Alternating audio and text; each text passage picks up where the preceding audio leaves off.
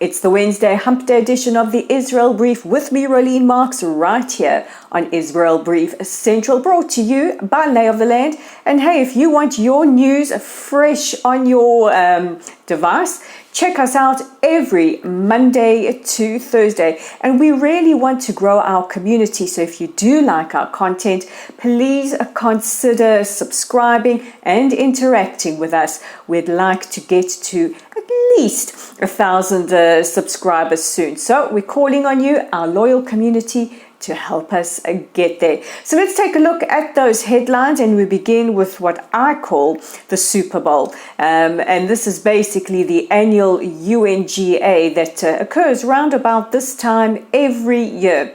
This sees world leaders gather at UN headquarters in New York, and each will address the plenary. We are expecting Prime Minister Benjamin Netanyahu to speak on behalf of the State of Israel around Thursday, Friday. Yesterday, the session was opened by US President Joe Biden, and the Middle East played very, very little in his speech. What he did emphasize was that the US will not allow for a nuclear Iran, and did say that the US was working hard to normalize relations between Israel and two other Middle Eastern countries. He did not give further elaboration. Meanwhile, Iranian President Ibrahim Raisi also took to the podium. The butcher of Tehran, addressing the plenary, appealed to the United States to give more funding, he says, as a goodwill gesture to reviving its nuclear programming. He obviously didn't pay close attention to President Biden's speech.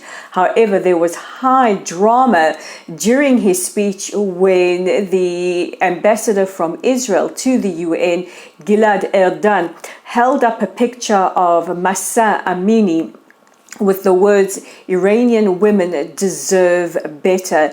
He was briefly detained shortly afterwards.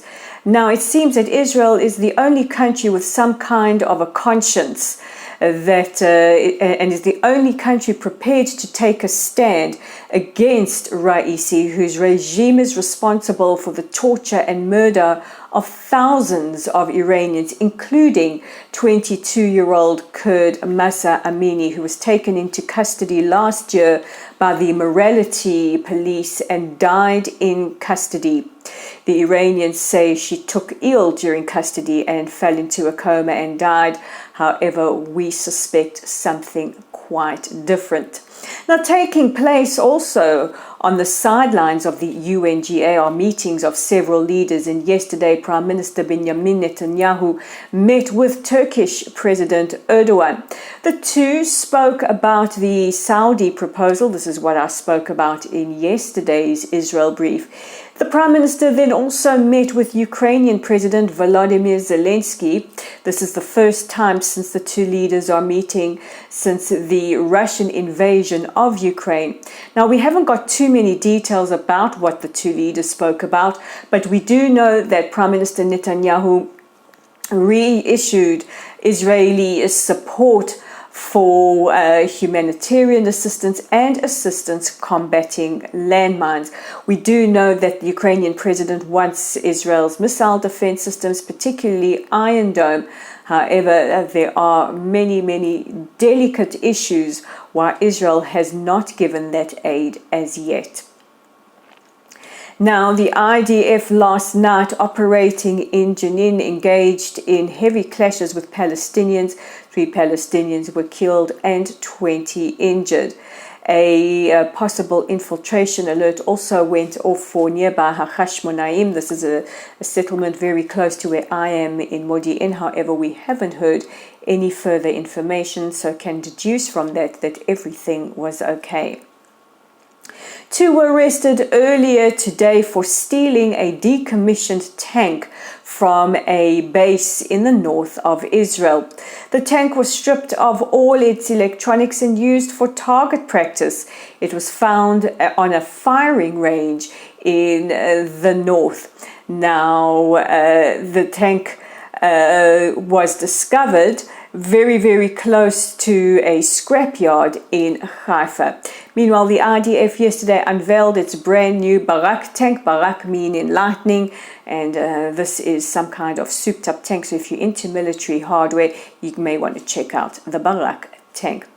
And finally, Israeli police have appealed to anybody who is licensed to carry a firearm, please to do so as we approach Yom Kippur. This is the holiest day in the Jewish calendar and starts on Sunday night until the next day, Monday sunset. The Israeli police have said that this is a time of high security risk, and if you are licensed and are an experienced shooter, please to carry your firearm.